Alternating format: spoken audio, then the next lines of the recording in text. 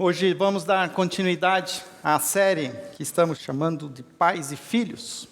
Eu sempre lembro da época que eu era pastor de adolescentes, pastor de jovens, fui pelo menos por quase 10 anos. E sempre tive muito mais do lado dos filhos que do lado dos pais. Sempre fui um mediador muitas vezes, aguentando a bronca, ajudando filhos a dizer para os pais que ficaram de recuperação e que precisava aí de uma segunda chance, situações bem interessantes. E tenho vivido, com a maturidade também agora o papel de pai. Tenho tido o privilégio de ser pai da Marina, com seus 13 anos, o Henrique com 10 anos, entrando agora na adolescência, a gente agora sentindo ali aquelas turbulências da adolescência. E cheguei à conclusão que ter filhos é que nem jogar videogame. A próxima fase sempre é mais difícil. Mas tenho conseguido, graças a Deus, com a graça e a misericórdia do Senhor, conseguido fechar, vencer as fases. E estou muito feliz de poder participar dessa série, poder expressar aqui também um pouquinho daquilo que eu tenho entendido como nosso papel como pais, porque além de ser pai, eu não deixei de ser filho. Eu continuo ainda sendo filho. E eu acho que nós, como igreja, como comunidade, nós precisamos cada dia mais entender quem nós somos. E esse papel, um papel que tem sido muitas vezes deturpado, tem sido desconstruído na nossa sociedade, principalmente na nossa sociedade ocidental. Hoje a gente ficava muito ali, batendo. A igreja ainda fica, talvez, igreja cristã, evangélica, fica ainda no conflito de se a mulher pode ser pastor ou não, mas lá fora a discussão é outra, a discussão é de gênero. A discussão é se você quer ser ou não homem ou quer ser ou não mulher. E a gente está um pouco travado. E cada vez mais esses desafios serão maiores para nós como igreja, como famílias. E hoje eu queria trabalhar um pouco isso, e o tema que me trouxeram, que era pastoreando o coração dos nossos filhos. E já de antemão, já quero indicar esse livro aqui. Esse livro eu sei que ele já é vendido já com certa frequência na nossa livraria, chamado Pastoreando o Coração da Criança, Ted Tripp. Sei que alguns pequenos grupos, inclusive, já usaram ele para trabalhar, para entender melhor o papel de cada um de nós como pais. Vale a pena a leitura desse livro, vale a pena a discussão num pequeno grupo. O Luizão sabe que eu indiquei esse livro, você pergunta para ele ou para quem estiver na livraria, e eles te indicarão esse livro para você. Mas pensando um pouco ali, vamos entender o que quer dizer pastor. Qual a palavra pastor lhe traz à mente? O que você imagina que é pastor? Se você não visse essa imagem, talvez você ia pensar no pastor, no título, na autoridade, aquele que manda. Eu até gostaria que fosse verdade isso. Aquele que sabe tudo. Aquele que você pode ir lá e ele tem sempre uma palavra, uma oração. Mas a palavra pastor, ela começou a ser usada na Bíblia com um sentido o sentido bíblico da palavra pastor é exatamente essa figura, a figura de alguém que conduz ovelhas. É interessante que a gente vive hoje, a nossa população, a maioria dela é urbana, nós nem temos mais tanta afinidade com o ambiente rural. Muitas vezes a gente faz até passeios turísticos para conhecer a roça, conhecer fazendas, ver a ovelha, e no ambiente bíblico, falar de um pastor de ovelhas era algo assim muito claro, muito assim, fácil de você entender essa dinâmica do que significava pastorear ovelhas. É diferente de um vaqueiro conduzindo vaca, é diferente de um cavaleiro conduzindo cavalos. Ovelhas é diferente, a ovelha ela tem uma dinâmica própria. Para começar, a ovelha, desculpa a palavra aqui, mas ela é burra. Ela não sabe nem comer sozinha, você precisa levar a ovelha para onde tem comida.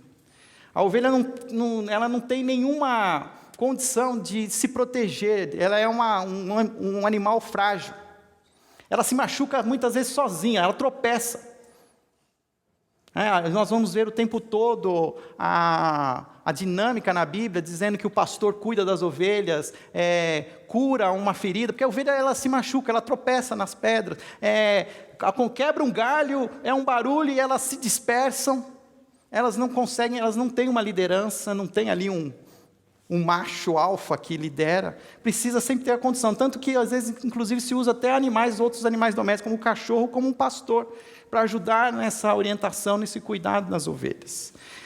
A Bíblia emprega então esse sentido literal para o pastor, como aquele responsável para encontrar o pasto, para encontrar a água, ele encontra a terra seca, e rochosa muitas vezes, mas ali precisa achar uma área verde, porque nós estamos pensando no ambiente da Palestina, numa geografia semiárida, onde há dificuldade, inclusive, não é como aqui, né, as campinas, né, aqui da nossa região, campinas verdes, mas um sentido semiárido, você precisava, inclusive, estudar ali a região e conduzir as ovelhas para que chegasse até essas áreas de oásis, de água e de verde. Havia também o papel da proteção, como eu já falei, do tempo e também dos predadores, e ao mesmo tempo muitas dessas ovelhas se perdiam.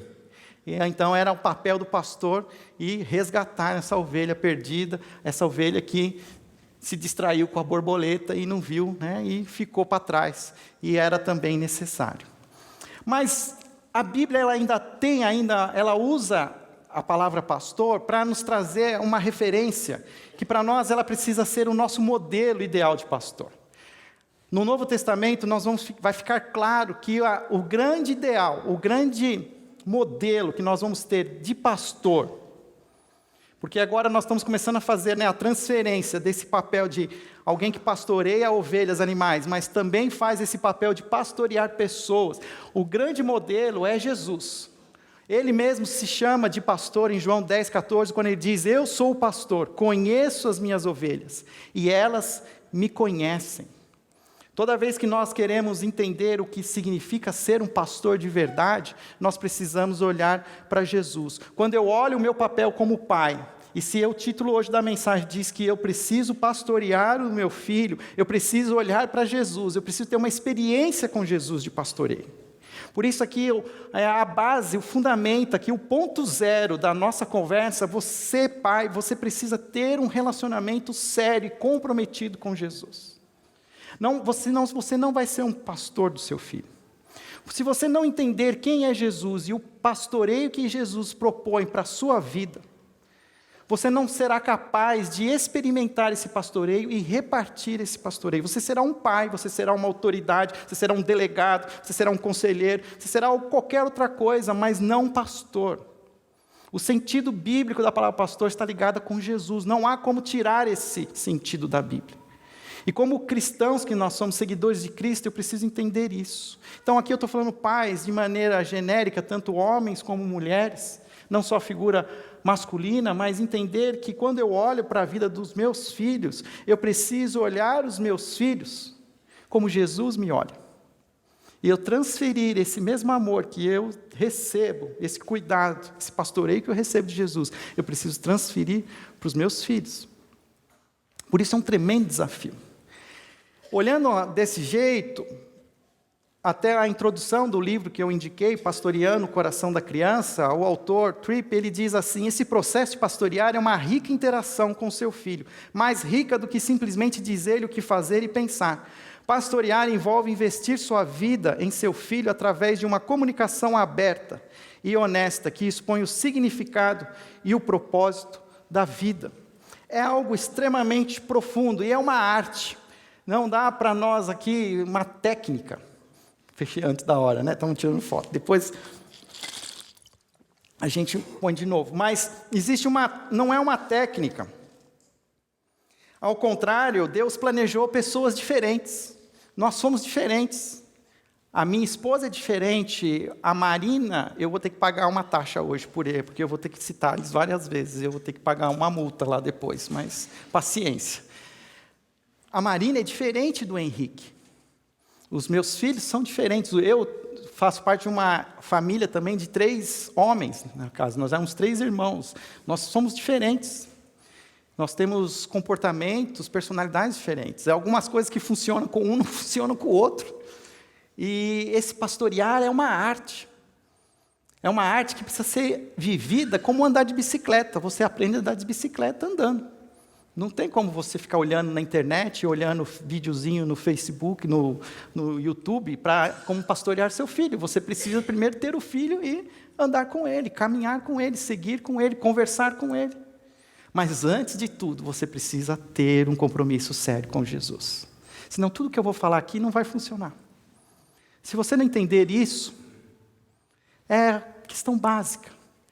E, de alguma maneira, eu fiquei pensando, como é que então olhar para a Bíblia e entender um pouco se não existe uma técnica, onde nós podemos achar uma referência? E eu fiquei perguntando em casa para ver se isso acontecia de fato. Se você pensar na Bíblia e onde você acha uma descrição, não importa se ela é boa, se ela é completa, ou uma descrição de pastor. Onde você encontra essa descrição de pastor na Bíblia? Aonde? No Salmo 23. O Salmo 23 é uma boa maneira. Abra a sua Bíblia no Salmo 23, porque se nós entendemos que Jesus é o bom pastor, agora eu posso voltar para o Velho Testamento, agora entendendo que Jesus é o pastor, e colocar Jesus no Salmo. E isso é extremamente importante, a gente ter essa dinâmica e essa percepção. Eu não posso ler Salmos sem levar Jesus para o Salmo, senão Salmos ele vira uma mensagem de autoajuda. E eu preciso entender que quando eu leio Salmos, e eu leio lá, o Senhor é o meu pastor, e aquele Senhor com letra maiúscula é Jesus.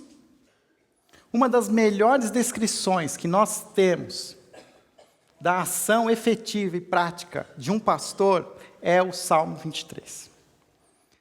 Além de tudo, porque foi escrito por Davi, que por muito tempo foi um pastor. Foi um pastor de ovelhas. Foi alguém que cheirava a ovelha. Dormia com as ovelhas.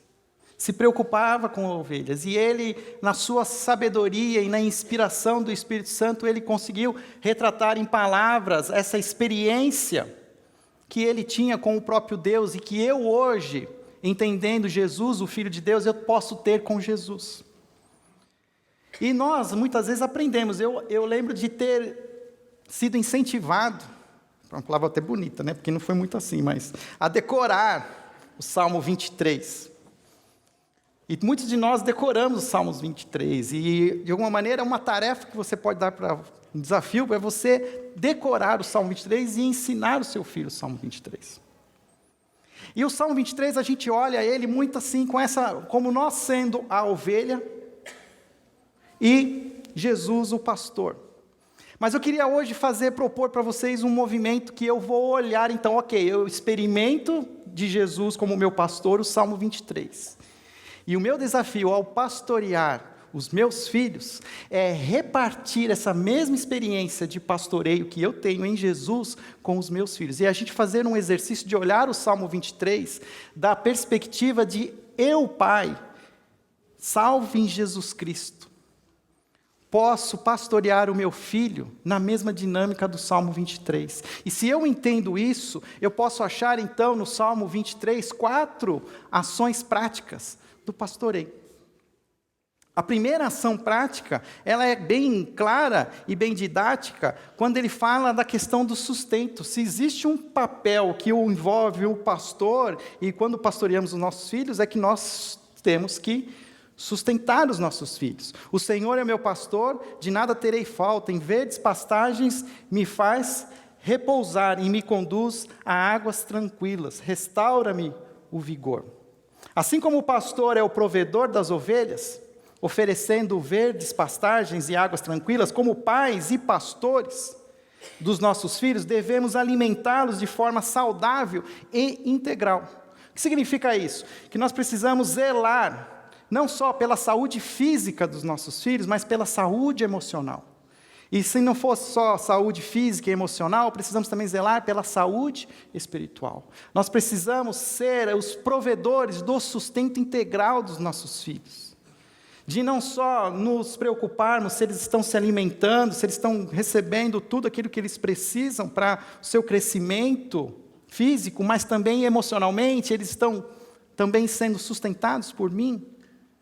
Eu estou também sendo ali um instrumento de provisão espiritual para o meu filho. Eu creio que nós hoje, nessa nossa sociedade ocidental, nós estamos vivendo um desequilíbrio muito grande. Cada dia mais a nossa visão judaico-cristã, ela vai se dispersando, e nós vamos ficando cada vez mais materialistas, mais individualistas, e nós vamos assim nos preocupando muitas vezes em suprir materialmente os nossos filhos, em correr atrás daquilo que um dia talvez nós não tínhamos e nós queremos que os nossos filhos tenham, mas nós estamos sendo omissos na questão espiritual muitas vezes dos nossos filhos. Nós não estamos dando o mesmo valor. Nós tiramos dinheiro do nosso bolso para pagar boas escolas, boas faculdades. Nós queremos que os nossos filhos estudem em boas escolas, mas talvez nós não estamos tendo a mesma proatividade para que eles também conheçam a palavra de Deus, que eles entendam que essa palavra ela é um alimento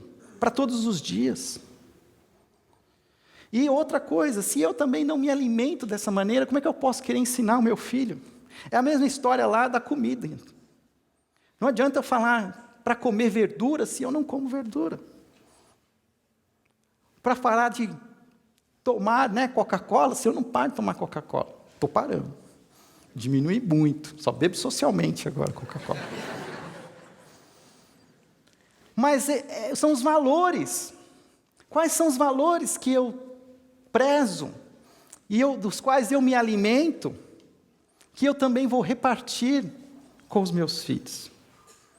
E eu acho que às vezes existem umas inversões. Nós fazemos alguns acampamentos como igreja, e às vezes os custos não são baratos, realmente. Mas às vezes a gente paga lá o valor para os nossos filhos irem em shows de música aí, qualquer, de festival, mas nós choramos tanto para pagar, às vezes, um acampamento, algo que vai investir num alimento espiritual do nosso filho, um retiro, uma temporada de férias. Entendendo que nós precisamos pensar nisso. O próprio Jesus, que se declarou como o pastor, ele também se declara como o alimento que nós precisamos repartir para os nossos filhos. Jesus diz: eu sou o pão da vida, aquele que vem a mim nunca terá fome, aquele que vem a mim nunca terá sede. Um dos mais importantes alimentos que eu posso oferecer para o meu filho é o Evangelho de Jesus. Eu preciso ser um seguidor íntimo de Jesus a ponto de ser um contador das histórias de Jesus para os meus filhos. Isso não quer dizer de idade, pequeno, grande. Jesus sempre foi um contador de histórias, ele contou história para todo mundo. Então, mas eu não tenho mais filho pequeno. Não importa. Seja um contador das histórias de Jesus. Mas eu não conheço as histórias. Então, estuda as histórias. Aprenda. Reparta. Alimente os seus filhos com a palavra de Deus. Às vezes a gente fica muito preocupado de novo com as coisas materiais, a gente quer suprir os nossos filhos com algumas coisas, mas às vezes a gente não permite nem que eles se frustram. E se frustrar, muitas vezes, faz parte de moldar o caráter dos nossos filhos. Isso não acontece aqui, mas acontecia na outra igreja, porque a nossa igreja aqui, a gente não erra nesse ponto. Mas tinha filhos que tinham 18 anos e ganhavam carros importados, que eu nunca vou ter, e o rapaz e a menina com 18 anos tinham. Não dá, elas não têm a conquista.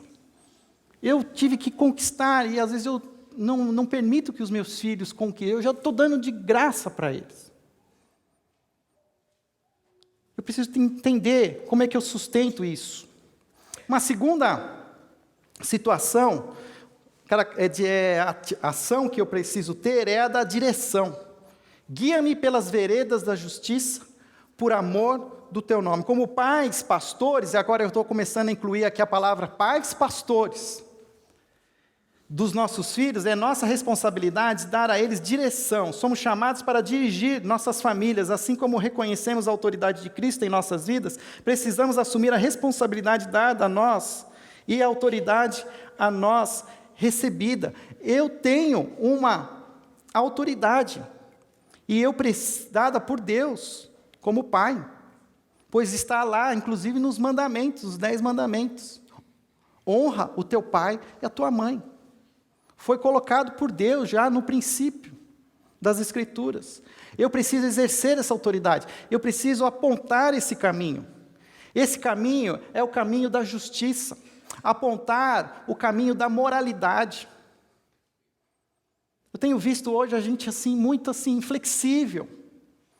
Talvez, eu entendo, a gente vive um tempo assim, difícil da gente entender o que pode e o que não pode. Aí a gente fala para os nossos filhos que não pode, aí ele vem com aquela frase, mas na minha escola, então, fulano de tal pode. Mas aí eu também lembro uma frase que meu pai me ensinou.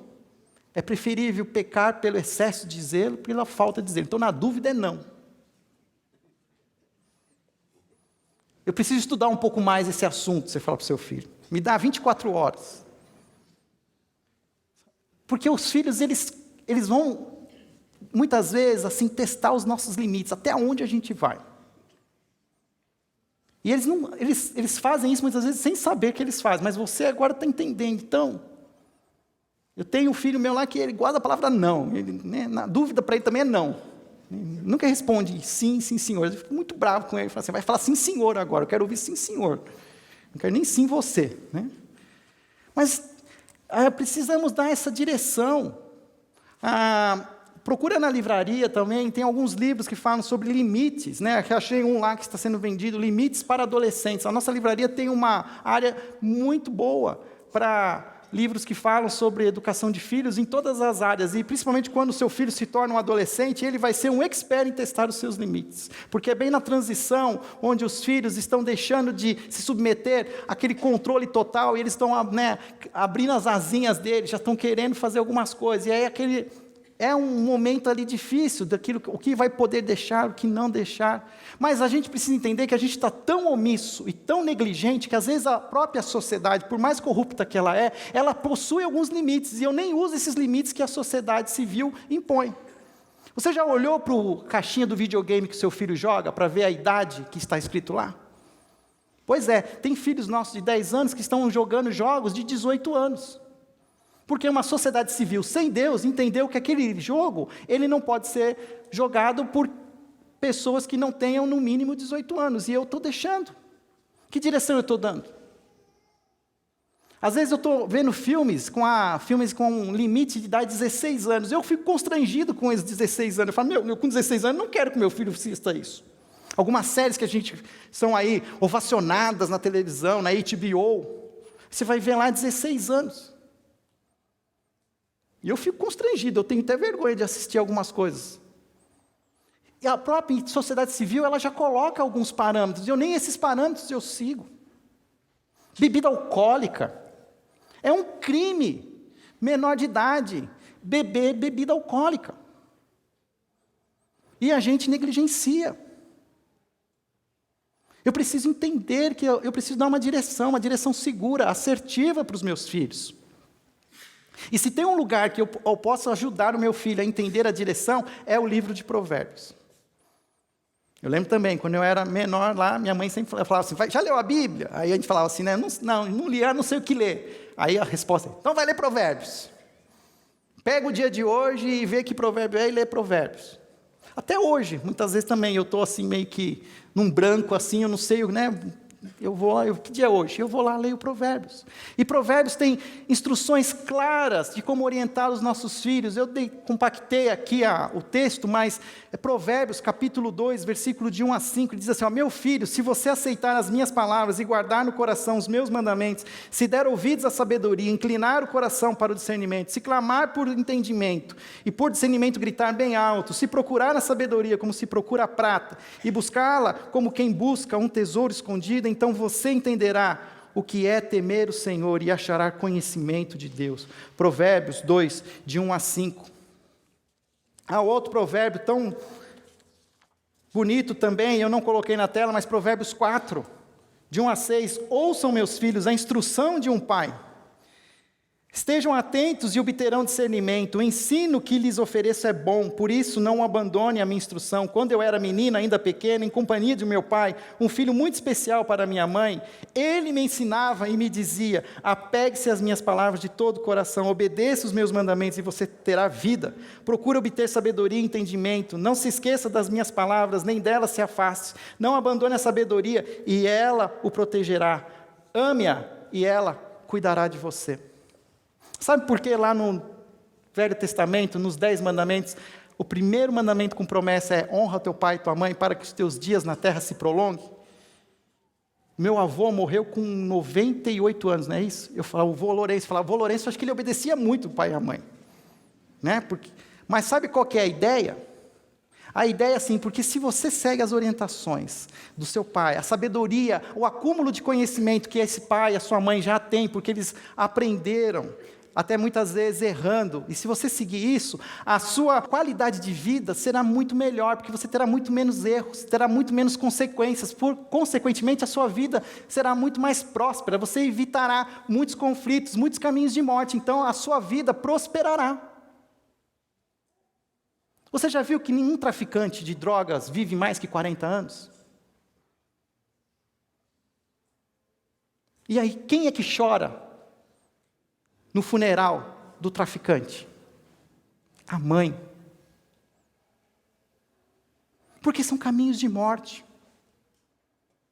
Caminhos que vão fazer com que a sua vida, e agora filhos, eu estou falando, sei que tem alguns filhos aqui, ou entenda o que seu pai e sua mãe falam. Às vezes seu pai e sua mãe nem entendam, talvez, a autoridade que eles têm, o discernimento muitas vezes, mas prestem atenção. Não sejam tolos, porque vocês vão bater em portas de morte. Prestem atenção, filhos, quando vocês estão escolhendo a pessoa com quem vocês desejam namorar e olham para elas como suas futuras esposas, futuros maridos. Peçam a bênção dos seus pais. Eu acho tão triste o pai ser o último a saber que o filho está namorando. Permita que o seu pai te acompanhe, te abençoe, te dê conselhos, até diga assim: olha, esse garoto ou essa garota, não sinto paz. É dado ao pai, sim, esse tipo de feeling, e precisa ser ouvido. Continua, a terceira característica do pastoreio dos nossos filhos é a prática do ambiente de segurança, que está, de alguma maneira, descrito a partir do verso 4. Mesmo quando eu andar por um vale de trevas e morte, não temerei perigo algum, pois tu estás comigo, a tua vara e teu cajado me protegem. Existe aqui uma coisa que é importante: vara e cajado. A vara dava autoridade para o pastor. O cajado era um instrumento de apoio, de segurança. E é dado ao pai a vara e o cajado na condução dos filhos. E essa segurança, esse ambiente de segurança, eu preciso promover. Eu preciso entender essa segurança. E eu li um livro do pastor Isaltino Gomes Coelho Filho, um livro dele chamado Vale a Pena Acreditar na Família. E ele diz assim: é necessário estabelecer as bases de um relacionamento que traga segurança. Segundo o pastor Isaltino, então, há 3 aspectos que nós precisamos entender para criar essa base segura. Noções de autoridade e obediência. Vara e cajado são instrumentos de autoridade e apoio, respectivamente. Por isso é fundamental impor limites. Falhamos, inclusive, quando não seguimos parâmetros existentes. Aqui já falei sobre isso. Outra situação é desenvolver a autoestima dos nossos filhos, porque esse é o contraponto da autoridade, porque muitas vezes os pais se tornam autoritários. Mas aqui é entender que, lembra que nós vamos também sustentar nossos filhos emocionalmente? Eu preciso criar no meu filho também uma autoestima. Ele precisa saber que ele é alguma coisa. Eu não posso ficar toda hora só falando: você é um inútil, você é um vagabundo. E quantas vezes a gente não fala isso? Quando a gente não fala uma palavra proibida, desgraçado. Todos estão debaixo da graça de Deus. Até aquele que estava crucificado com Jesus pediu e recebeu graça. O seu filho sempre receberá a graça de Cristo. Não importa o que ele possa fazer ou deixar de fazer. Não use essa palavra. Cuidado com as palavras que a gente aponta aos nossos filhos. Você nunca vai ser nada na vida. Outro erro que a gente faz muito assim, você tem que olhar para o seu filho ou o seu irmão mais velho, e falar para o irmão mais velho, seu irmão mais velho, você precisa dar exemplo. Um livro interessante, eu li, às vezes até com pouca expectativa, mas gostei muito, tem ali também para você vender. Filhos, né? Mais velho, do meio, caçula. A ordem de nascimento revela quem você é. Eu adorei, porque em casa nós éramos 3, eu sou o mais velho, tem um do meio e tem um caçula, mas bateu assim direitinho. E de alguma maneira, aqui é um livro para os pais também, porque às vezes como pais a gente também faz algumas coisas ali erradas e atrapalha essa construção da autoestima dos nossos filhos. E por último, estabeleça uma boa comunicação, tenha tempo com os seus filhos, diga constantemente que os ama e peça perdão quando errar. Assim como a gente deseja que os nossos filhos se arrependam, eu preciso também me arrepender quando eu faço errado. E tem que fazer isso urgente, rápido. Uma das melhores experiências que eu já tive na minha vida foi pedir perdão para o meu filho mais novo, o caçula. Porque eu arrepiei mesmo, assim, fui irado em cima dele. E eu fui lá, me ajoelhei na cama um dia. Antes dele dormir, eu falei assim, olha, perdão, me perdoa. Eu tinha razão por ficar bravo com você, mas eu não tinha razão de extrapolar e passar dos limites. A gente não tem tempo aqui para falar, mas tem a questão até da vara. Agora, na nossa sociedade civil, o juiz vai decidir se a gente pode ou não, mas a Bíblia diz que a gente pode usar. A vara. Não é havaianas, não é cabide. Cinto. A havaiana é legal porque ela tem alto alcance, né? A gente joga. Mas não pode, é vara. A vara faz a gente ir buscar. Chama. Na minha casa a vara chamava disciplina. Minha mãe falava, vou pegar a disciplina. Aí sujou. Aí a gente corria. Ela falava assim, se correr vai tomar 2 em vez de 1. E a gente voltava, né? Mas esse processo já vai dar uma diminuída na nossa ira. Porque tem razão quando a sociedade civil diz que não pode ir com palmada. Porque a palmada é assim, a gente fica bravo e já devolve com a mesma força, até maior, e não é. Eu preciso pensar, refletir, eu preciso, inclusive, explicar para o meu filho o que está acontecendo. Olha, você vai ser disciplinado porque você fez isso, isso e isso, você entendeu? Aí você já deu você já não está nem mais com vontade de disciplinar o filho, mas aí você faz e resolve. Olha só que interessante aqui a dinâmica, Paulo vai explicar isso várias vezes, para várias cartas a várias igrejas. Filhos, obedeçam seus pais em tudo, pois isso agrada ao Senhor. Ao mesmo tempo ele fala, pais, não irritem os seus filhos, para que eles não desanimem. Essa dinâmica, esse equilíbrio. Talvez é uma questão assim, negocia o que for negociável, mas o que é inegociável, não negocia. Às vezes assim, horários. Tá bom, pai, posso chegar 2 horas da manhã? Joga baixo, não, 10 horas, para ganhar meia-noite, você entendeu? Faz assim. A gente negocia preço de carro, mas não negocia com o filho. Sabe, faz para também não irritar o filho. Para o filho se sentir também num ambiente seguro, que ele possa conversar, ele possa dizer o que ele faz. Se a gente também fica todo nervosinho o tempo todo, o filho da gente não vai mais contar mais nada para nós. Daí a gente fica assim, a gente fica sendo o último a saber. Mas permita, crie um ambiente que o seu filho possa dizer, inclusive, que ele errou. Pai, pequei. Filho pródigo. Isso tem a ver com a última prática do pastoreio, o acolhimento.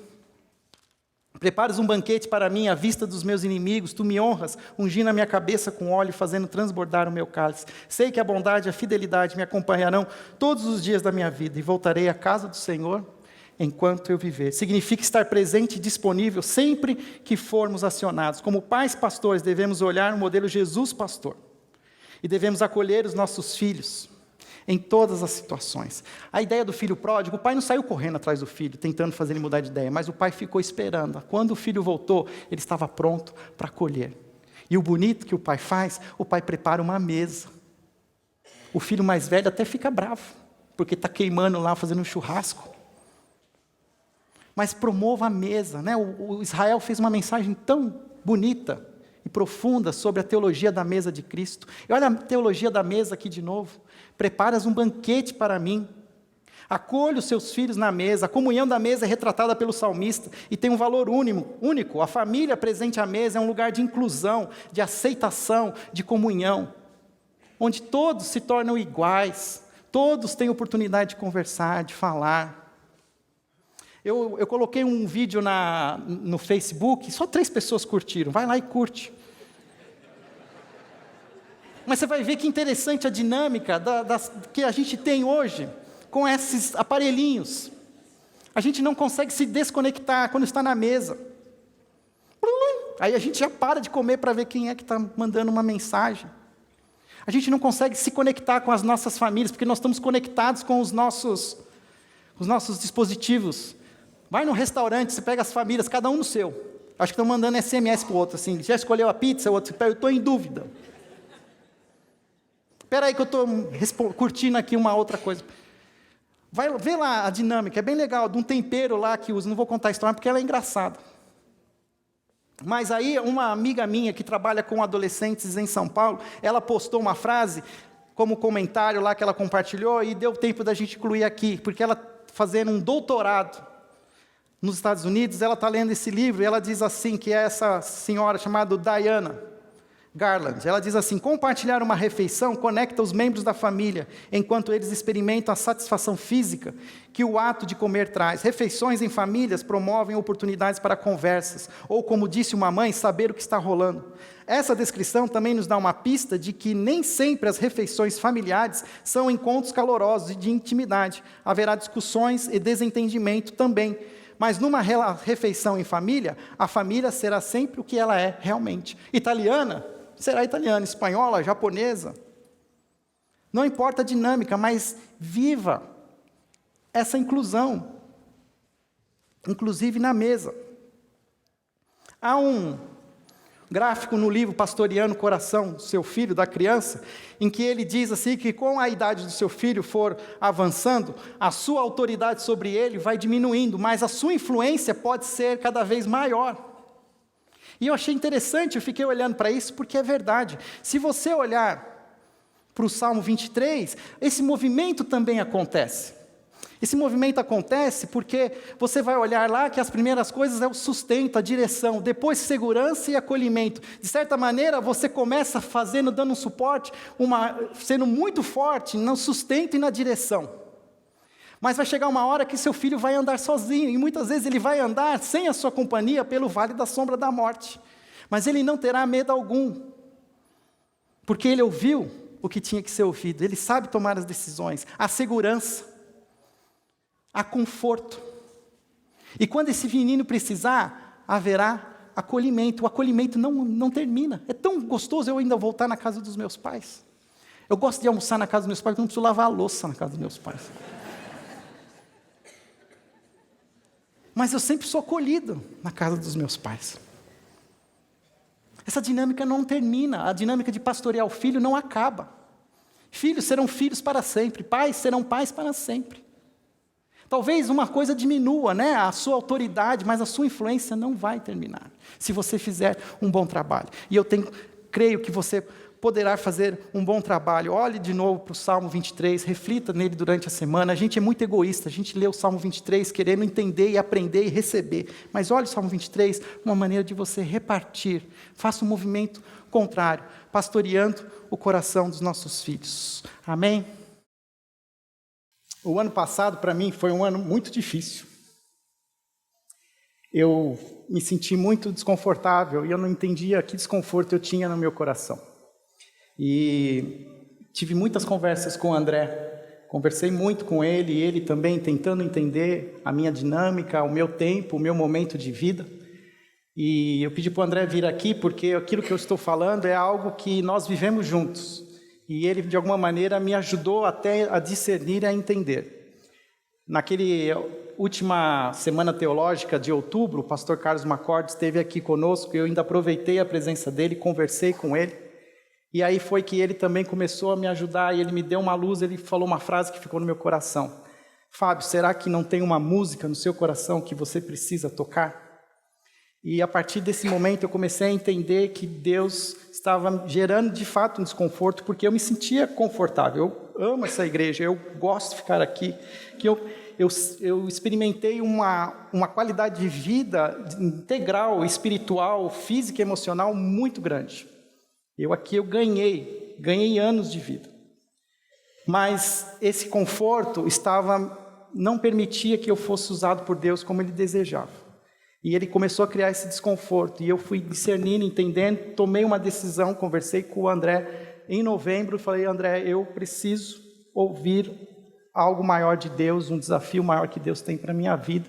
Eu não sei o que é, não sei para onde, mas eu vou me abrir o coração e deixar que Deus faça o chamado. E essa foi uma briga, porque eu também queria saber, tá bom, Deus, então me fala para onde o Senhor vai me chamar, e eu digo se eu vou. E aí Deus falava o contrário, não, primeiro você se dispõe a ir e depois a gente conversa. E essa conversa demorou ainda 90, 120 dias, onde foi desde o início do ano, eu fui tentando entender o movimento de Deus, algumas portas começaram a se abrir e, de alguma maneira, algumas conversas, até que definitivamente surgiu a porta que eu entendi que era a vontade de Deus.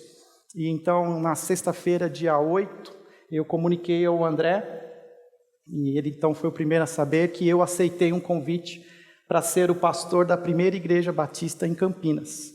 E eu vou tomar posse lá já no mês de junho.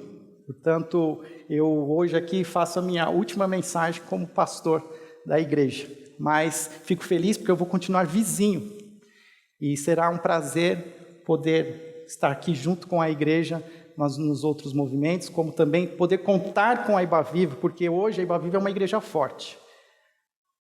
Ao contrário da primeira igreja em Campinas, é uma igreja que hoje precisa ser revitalizada, será um desafio, e eu conto muito com as orações e o apoio dos irmãos. Não quero ninguém indo para lá, ser membro lá. Vocês são membros aqui da igreja de Vinhedo. Não, tem alguns que eu vou mandar para lá, pode Mas é isso, o André quer terminar a minha fala. Pode deixar, eu tenho minha lista de transferência. Queria chamar aqui a Dani, Henrique, venham aqui para frente, a família toda. Queria chamar os presbíteros e diretores aqui da igreja que também venham aqui para frente. Eu, conversando com o Fabinho, disse, esse é um momento muito triste para mim, porque o Fabinho é muito amigo, ele é meu amigo mesmo. Nós nos conhecemos há 20 e poucos anos e sempre estivemos juntos trabalhando ou na igreja do Morumbi, ou em outros lugares e recentemente aqui. Mas, ao mesmo tempo, é um momento de grande alegria. Alegria, primeiro, porque ele entendeu o chamado de Deus, ele não quer ser outra coisa a não ser liderar uma igreja. Foi assim comigo, foi assim com o Tiago, é assim com ele, e já de cara vou preparando a igreja, que o Juan mais cedo ou mais tarde também vai, porque esse é o nosso chamado, a gente quer liderar uma igreja, estar à frente de uma igreja, trazer o sonho de Deus para aquele povo. Eu fico feliz porque eu lembro, e quando o Fabinho me comunicou isso, para onde ele ia, e conversei com o pastor Marcílio, que estava por trás de tudo isso, e o Marcílio me dizendo da alegria que ele estava em ter o Fabinho na primeira igreja batista de Campinas. Eu lembrei do texto de Atos, que diz o seguinte, Atos 15. É uma carta que eles mandam por Paulo e Barnabé ao povo de Antioquia. A igreja de Antioquia não estava de acordo com o que eles sonhavam, uma igreja que estava enfraquecida, uma igreja que estava minimizada, uma igreja que estava vivendo sem o propósito de Deus para aquela igreja. E ele diz nessa carta o seguinte: os irmãos apóstolos e os presbíteros, aos cristãos gentios que estão em Antioquia, na Síria e na Cilícia, saudações. Soubemos que alguns saíram de nosso meio sem nossa autorização e os perturbaram, transtornando a mente de vocês com o que disseram. Assim, concordamos todos em escolher alguns homens e enviá-los a vocês com os nossos amados irmãos Paulo e Barnabé, estes homens que têm arriscado a vida pelo nome do nosso Senhor Jesus Cristo. O que eu achei bacana nessa história é que eles escolheram os melhores que eles tinham entre si, Paulo e Barnabé, mais Silas, e eu não lembro o nome do outro quarto, e eles enviam a igreja de Jerusalém, envia a Antioquia, uma igreja que precisava de uma revitalização, uma reorganização, uma reestruturação, o ganhar uma visão nova, para que ela voltasse a crescer. Eles não enviam a qualquer um, vamos mandar o Juan para lá. Não, nós vamos mandar o Fábio para lá, é o que a gente tem de melhor, porque é o que essa igreja precisa. Não sei nem se o Juan está ali, né? Eu amo encher o Juan. A ideia foram enviados os melhores. Nesse processo todo, o que eu entendo foi que Deus estava trabalhando no coração do Fábio para um desafio gigantesco. É a primeira igreja batista de Campinas, uma igreja centenária, que de uma certa forma perdeu a sua referência e o seu valor dentro daquela cidade. E agora o desafio de fazer com que aquela igreja se torne igreja novamente.